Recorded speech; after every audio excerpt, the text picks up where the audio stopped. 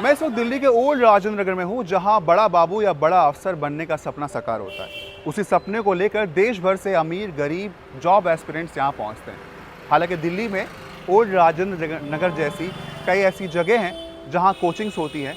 जब job aspirants in मकामात पर, इन जगहों पर पहुँचते हैं तो उनको एक सिक्योर जॉब की उम्मीद के साथ साथ यहाँ की चुनौती भरी ज़िंदगी का सामना करना पड़ता है। मैं दिल्ली यूपीएससी के लिए आया हूँ। मैं आईएएस बनने के लिए आया हूँ। जैसे हम छोटे शहरों से दिल्ली आते हैं बहुत सारे ख्वाब लेके कि हम तैयारी करेंगे और सारा चीज़, पर जब यहाँ पे आते हैं तो वहाँ हमें कुछ और सच्चाई पता लगती है। मेरे अकॉर्डिंग तो ये प्रिपरेशन एक लग्जरी बनती जा रही है कि कुछ लोग ही सिर्फ इसको अफोर्ड कर पाएंगे। घर पे इस साइज़ का वॉशरूम होता है एटलीस्ट, जिसमें हम लोग पूरा रहते हैं। नींद ही नहीं आते एक एक डेज। कितना भी दाम ये बढ़ा ले, लोग मजबूर होकर इनको देगा ही। मुझको तो बहुत प्रेशर है, निकालना चाहिए। हाँ, डिप्रेशन इसीलिए यहाँ पे जनरली हो जाता है क्योंकि बच्चों को फिर ये प्रेशर कहीं ना कहीं आ जाता है कि पेरेंट्स ने हम पे 3-4 साल इन्वेस्टमेंट कर दिया, इतने पैसे दे दिए रेंट पे, कोचिंग में, और फिर अल्टीमेट रिजल्ट ज़ीरो रहा। 27 जुलाई को एक आईएएस एकेडमी में 3 एस्पिरेंट्स की मौत हो जाती है। उसके बाद ये पूरा इलाका लाइमलाइट में जाता है। ये गूगल शीट जो कि यहाँ के एस्पिरेंट्स ने तैयार की है, उसमें तकरीबन 400 से ज़ायद एस्पिरेंट्स ने यहाँ के जो ज़मीनी इश्यूज़ हैं और यहाँ जो परेशानियाँ उठानी पड़ती है उनको, उनकी शिकायतें दर्ज कराई है।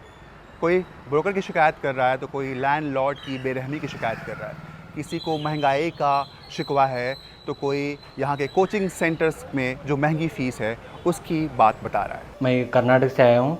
मैं जनवरी 2023 आ गया हूँ। मेरा फादर फार्मर है। मैं लो इनकम फैमिली से बिलोंग करता हूँ। उसके लिए मैं करीब लो खर्चा के कमरे ले लिया हूँ।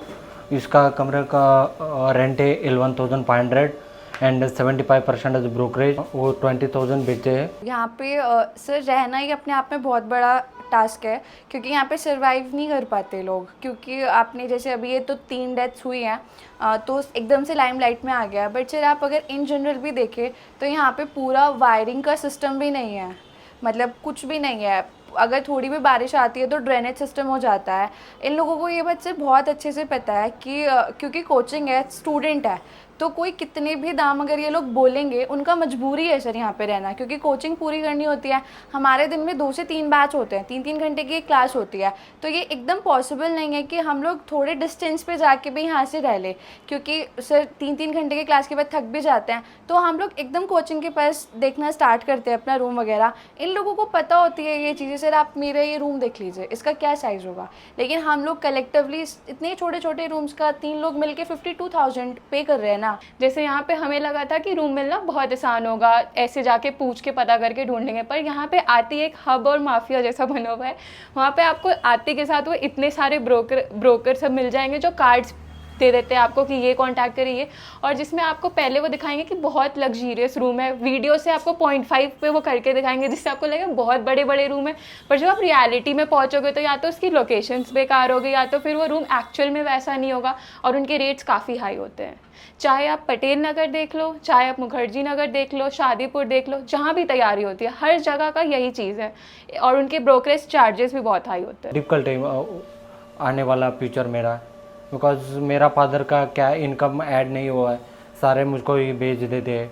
मेरा सिस्टर है, ब्रदर है, उसी को भी देखना चाहिए आफ्टर 4-5 ईयर्स। हम लोग मिडिल क्लास से आते हैं तो वहाँ पे तो हम लोग फिर भी किसी तरह मैनेज कर लेते हैं, पर बहुत से हमारे ही फ्रेंड्स हैं जो साथ में कोचिंग में पढ़ते हैं जिनके खुद के फादर मदर की इनकम ही उतनी होती है जितने यहाँ पे रेंट चार्ज करते हैं, तो उनके लिए ब्रोकरेज रेंट सब साथ में देना पॉसिबल नहीं होता है। जिसके फादर ऐसे बस ड्राइवर है या ये है, उनकी सैलरी 15,000 होती है, यहाँ पे रेंट तो 20,000 है, कोई सीलिंग ही नहीं है यहाँ पे किसी चीज़ का। मेरे अकॉर्डिंग तो ये प्रिपरेशन एक लग्जरी बनती जा रही है कि कुछ लोग ही सिर्फ इसको अफोर्ड कर पाएंगे, क्योंकि एवरी ईयर जो एग्जिस्टिंग रेंट होता है वो लोग भी ये 10% इंक्रीज़ कर देते हैं, और उसमें कोई रेनोवेशन नहीं कराते, रूम्स का कुछ नहीं कराते। मेरे दोस्त 2-3 बेंगलोर में है ना, वो 8-9-10 हज़ार में वो मंथली खर्चा होता है।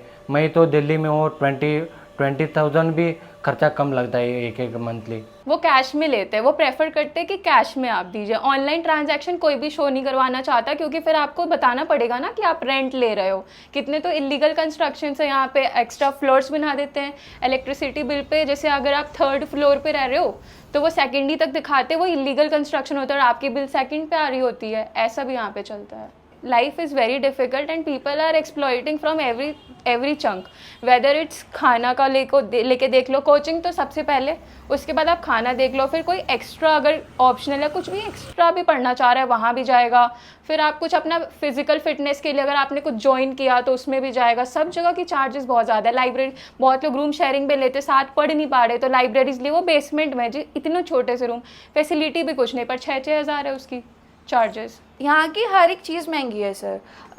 लाइक कोचिंग हो गया, हमारा रहना हो गया, फूड हो गया, इवन रिक्शा वाला भी एक छोटे से डिस्टेंस के लिए 30 रुपीज़ चार्ज करता है, 20 रुपीज़ चार्ज करता है। उससे पूछो कि क्यों, तो बोलता है कि आपके पास तो इतना पैसा है, इतनी अच्छी कोचिंग में जा रहे हो। तो हर तरह से एक्सप्लॉइटेशन है एक नॉर्मल स्टूडेंट का। आपसे नोट कैंपस में चले जाओ, नोएडा चले जाओ, वहाँ पे आपको जैसे हम लोग 52,000 है, उसमें तो 5 BHK का room with a proper hall, balcony, fully furnished मिल जाएगा। एक कंफर्टेबल लाइफ होगी, एक लग्जूरियस लाइफ होगी। आपको लगेगा कि यार हम जो वर्थ इट पे कर रहे हैं तो हमको उसके अकॉर्डिंग फैसिलिटीज़ भी मिल रही है। यहाँ पे सर ऐसा कुछ भी नहीं है, कोई नहीं सुनता सर। इवन ब्रोकर, मतलब जब हम लोग रूम देखने आए थे, जो ब्रोकर थे उनका तो इतना कॉन्फिडेंस है कि हमारे बिना आपको यहाँ कोई रूम ही नहीं देगा। तो अब एक स्टूडेंट कोशिश करता है पर उसे पता है कि वो एक्सप्लॉइट होगा ही होगा। तो सर अब अपना मतलब लाइक यहाँ पे स्टूडेंट का टाइम इज़ मनी, तो सर टाइम को इतना देना ही नहीं चाहता, प्रोटेस्ट हो या कुछ भी हो, सबको पढ़ना है। तो वही एक चीज़ है सर, यहाँ पे बहुत लोगों ने रिफॉर्म्स करने की भी कोशिश की होगी, एक्शन लेने की, बट सर कोई सुनने वाला नहीं है। कोई ग्रीवेंस रिड्रेसल मैकेनिज्म नहीं है, कोई सेल नहीं है, कोई से ब्रोकरेज को कंट्रोल करने वाला नहीं है, कोई लैंडलॉर्ड्स को ये समझाने वाला नहीं है कि we are just a student, we are not the earning members. तो सर कोई एक्शन नहीं लिया जाता। फिर ये सीढ़ियाँ बहुत मुश्किल हैं। अभी हम एक एस्पिरेंट से मिलने आए थे उनके घर पे, तो अंदाज़ा हुआ कि इन सीढ़ियों पर चढ़ना, फिर 4th फ्लोर पर पहुंचना न सिर्फ मुश्किल है बल्कि खतरे से भी भरपूर है। गर्लफ्रेंड तो नहीं है, हम ही स्ट्रगल में रह रहे हूँ, उसको क्या हम अफोर्ड ही नहीं कर सकते हो। हमारा 20,000 इधर ही निकल जाता है। हम तो हैप्पी मोमेंट ही नहीं देख रहा हूँ, वो गर्लफ्रेंड उसको नहीं जाता हूँ। हमारा फैमिली प्रेशर भी बहुत है, सोसाइटी प्रेशर भी सम आता है। Because in our village we are come only 3-4 people for the UP study, so village का भी सम होप है हमारे साथ। एक टाइम सोता हूँ ना, उस टाइम देखता हूँ तो बहुत नींद ही नहीं आते एक days. We are thinking only when we are becoming IAS, then only we are happy. Till that time we are not happy.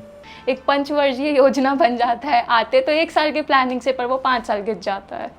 Aspirants की इन शिकायतों से बात सामने आती है कि यहाँ न ज़िंदगी सिर्फ मुश्किल है बल्कि बहुत महंगी है। इंडिया में एक जॉब की कैटेगरी होती है जिसे सरकारी जॉब कहते हैं। ये बहुत ही सिक्योर और महफूज जॉब्स मानी जाती हैं। गिने चुने इन जॉब्स के लिए लाखों एस्पिरेंट्स न तैयारी करते हैं बल्कि वो कॉम्पिटिटिव एग्ज़ाम्स में हिस्सा भी लेते हैं। वो जब उन कॉम्पिटिटिव एग्ज़ाम्स की तैयारी के लिए इन जगहों पर पहुंचते हैं तो उन्हें बहुत सारे मसाइल का सामना करना पड़ता है। वीडियो जर्नलिस्ट सोहेल भट्ट के साथ VO इंडिया के लिए सुलतर कासमी, दिल्ली से।